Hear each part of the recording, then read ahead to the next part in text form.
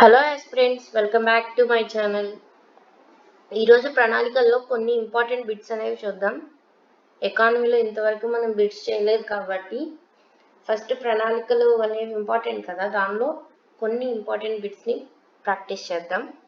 First question: భారతదేశంలో పంచవర్ష ప్రణాళికలను తుదిగా ఆమోదించేది ఏది? ఆప్షన్స్: కేంద్ర కేబినెట్, ప్రణాళికా సంఘం, జాతీయ అభివృద్ధి మండలి, ప్రణాళికలపై గల పార్లమెంటరీ కమిటీ. ఆన్సర్: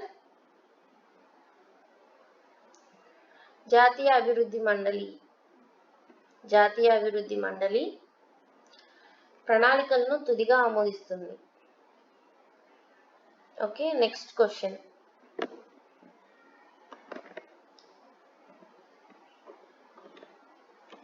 మన దేశానికి ప్రణాళికా సంఘం అవసరమని ప్రస్తావించిన మొదటి జాతీయ నాయకుడు. మన దేశానికి ప్రణాళికా సంఘం అవసరమని ప్రస్తావించిన మొదటి జాతీయ నాయకుడు. Options: Mokshagundam Visvesvaraya, Subhash Chandrabose, Jawaharlal Nehru, Sardar Vallabhbhai Patel. Answer: Subhash Chandrabose. Next question: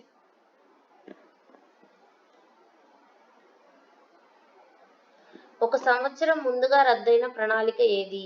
ఒక సంవత్సరం ముందుగా రద్దయిన ప్రణాళిక ఏది? 5వ పంచవర్ష ప్రణాళిక. ఆన్సర్: 5వ పంచవర్ష ప్రణాళిక. నెక్స్ట్ క్వశ్చన్: ఈ క్రింది వానిలో తప్పుగా చెప్పబడింది ఏది? ఈ క్రింది వానిలో తప్పుగా చెప్పబడింది ఏది?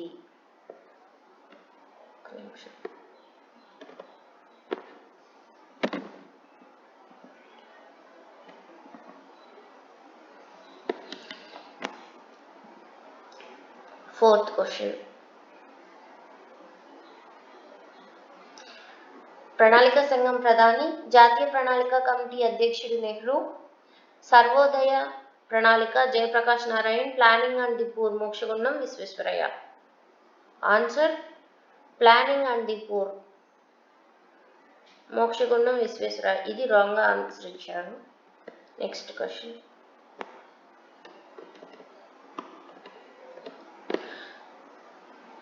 4వ పంచవర్ష ప్రణాళిక దీని వెంటనే అమలైంది. 4వ పంచవర్ష ప్రణాళిక దీని వెంటనే అమలైంది. ఆన్సర్: 3 సంవత్సరాల ప్రణాళిక విరామం తర్వాత 4వ పంచవర్ష ప్రణాళిక అనేది అమలైంది అన్నమాట. నెక్స్ట్ క్వశ్చన్: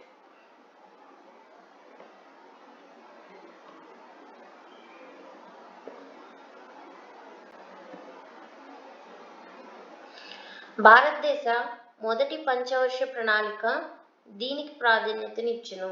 భారతదేశ మొదటి పంచవర్ష ప్రణాళిక దీనికి ప్రాధాన్యతనిచ్చెను. ఆన్సర్: వ్యవసాయ రంగానికి ఫస్ట్ ప్రాధాన్యతనిచ్చారనమాట. అప్పట్లో మనకి ఫుడ్ గ్రెయిన్స్ అనేవి చాలా తక్కువ ఉండేవి. అమెరికా నుంచి మనం గోధుమలు అవి కూడా దిగుమతి చేసుకున్నాము. సో ఫస్ట్ వ్యవసాయ రంగానికి అందరికీ ఫస్ట్ 3 పూట్ల తిండి పెడదాం అనుకుని వ్యవసాయ రంగానికి ఫస్ట్ ప్రయారిటీ ఇచ్చారు మొదటి పంచవర్ష ప్రణాళికలో. నెక్స్ట్ క్వశ్చన్: ప్రణాళికా సంఘం ఏర్పడిన తేదీ. ప్రణాళికా సంఘం ఏర్పడిన తేదీ 1950 మార్చ్ 15.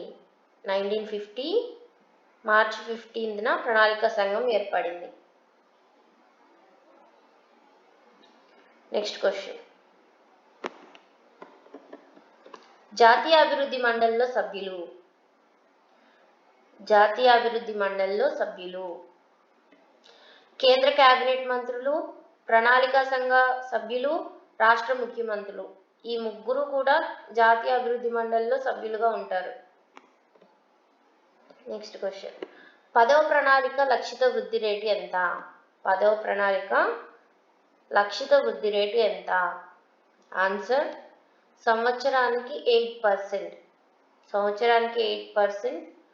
ప్రణాళిక లక్షిత వృద్ధి రేటుని 10వ ప్రణాళిక లక్షిత వృద్ధి రేటుని పెట్టుకున్నారనమాట. నెక్స్ట్ క్వశ్చన్,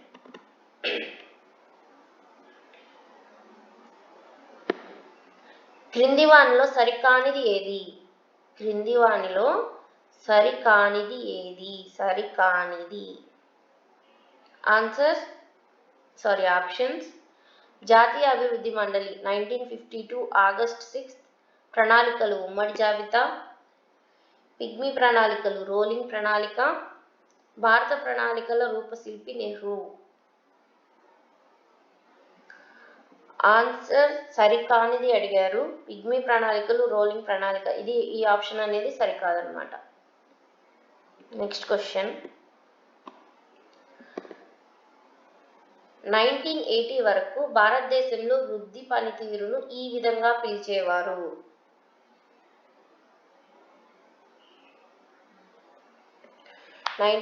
వరకు భారతదేశంలో వృద్ధి పనితీరుని ఈ విధంగా పిలిచేవారు. ఏ విధంగా పిలిచేవారు? హిందూ వృద్ధి రేటు అని పిలిచేవారు. ఇంకా ఫ్యూ క్వశ్చన్స్ చూద్దాం.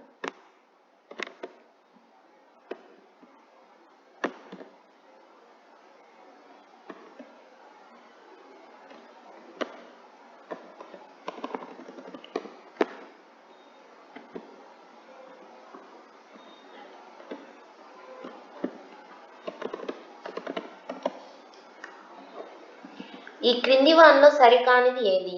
ప్రణాళిక సంఘంకు స్ఫూర్తి 39వ అధికరణ సూచనాత్మక ప్రణాళిక ఫ్రాన్స్. మొదటి ప్రణాళిక ఉపాధ్యక్షుడు గుర్జీలాల్ నందా. గరీబీ హఠావో నినాదాన్ని ఇచ్చింది లాల్ బహదూర్ శాస్త్రి. ఆన్సర్ గరీబీ హఠావో నినాదాన్ని ఇచ్చింది ఇందిరాగాంధీ, లాల్ బహదూర్ శాస్త్రి కాదు. నెక్స్ట్ క్వశ్చన్,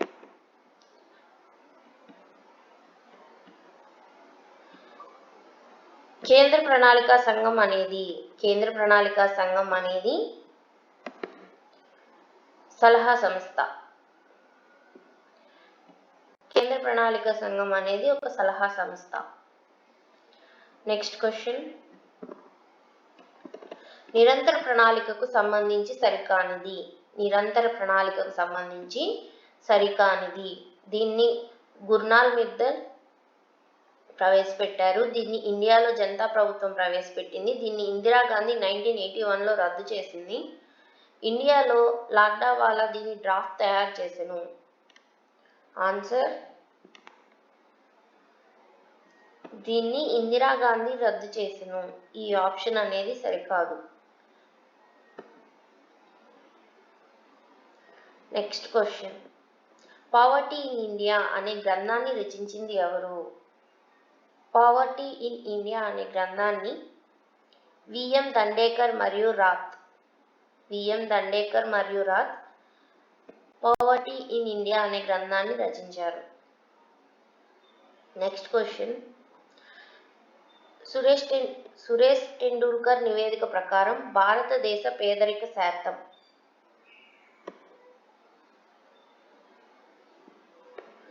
37.2% అండి.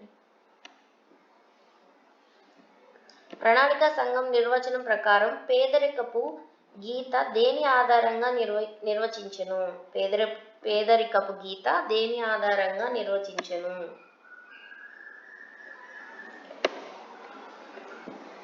ఆన్సర్ గ్రామాల్లో 2400, పట్టణాల్లో 2100 క్యాలరీల శక్తినిచ్చే ఆహారం.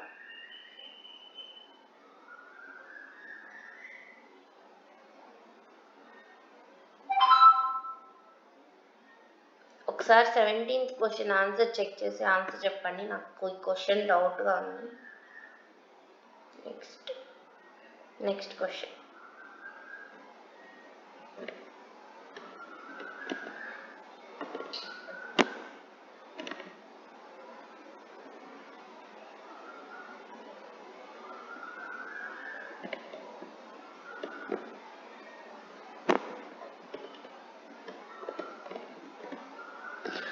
పదకొండవ ప్రణాళికలో క్రింది వానిలో మానిటరబుల్ టార్గెట్ కానిది.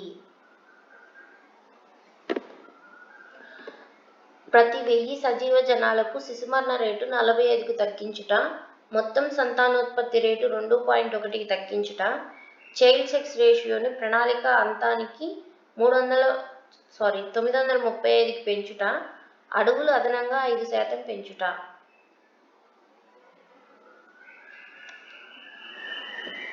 కానిది అడిగారు. ప్రతి 1000 సజీవ జనాలకు శిశుమరణ రేటు 45కి తగ్గించుట అనేది మానిటరబుల్ టార్గెట్ కాదండి.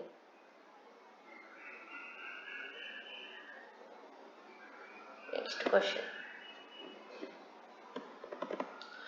భారత్ నిర్మాణ్ పథకంలో భాగం కాని అవస్థాపన సౌకర్యం. భారత్ నిర్మాణ్ పథకంలో భాగం కాని అవస్థాపన సౌకర్యం.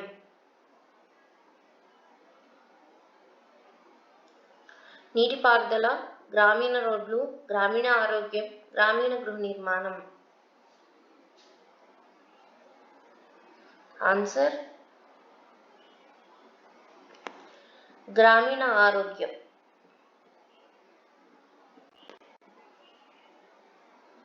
Next question. భారతదేశంలో 4వ పంచవర్ష ప్రణాళిక ఆధారమైన నమూనా ఎవరిది? భారతదేశంలో 4వ పంచవర్ష ప్రణాళికకు ఆధారమైన నమూనా ఎవరిది? ఏఎస్ మానే మరియు ఏ రుద్ర. ఏఎస్ మానే మరియు A Rudra.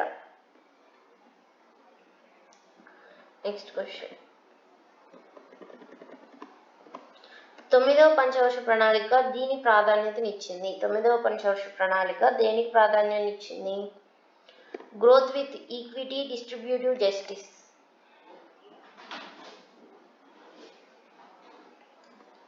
Next question.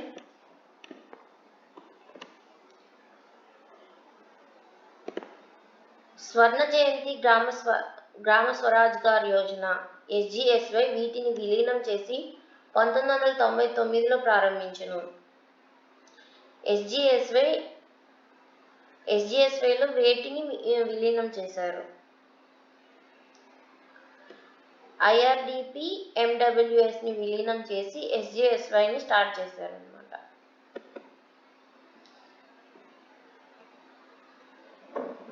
Next question.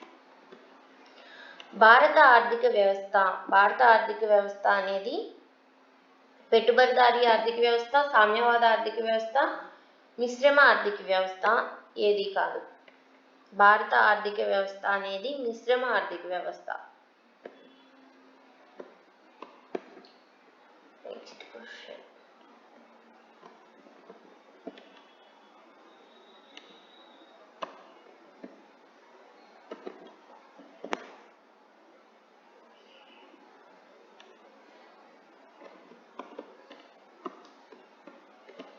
ఈ క్రింది వానిలో గ్రామీణ వేతన ఉపాధి పథకం కానిది.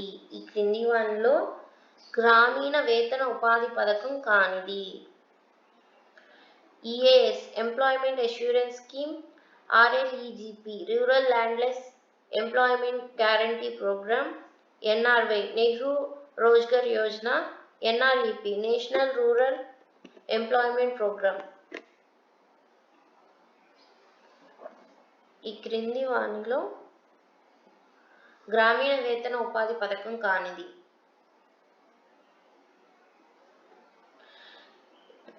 NRY అనేది గ్రామీణ ఉపాధి పథకం కాదు. రిమైనింగ్ అన్నీ కూడా గ్రామీణ ఉపాధి పథకాలు.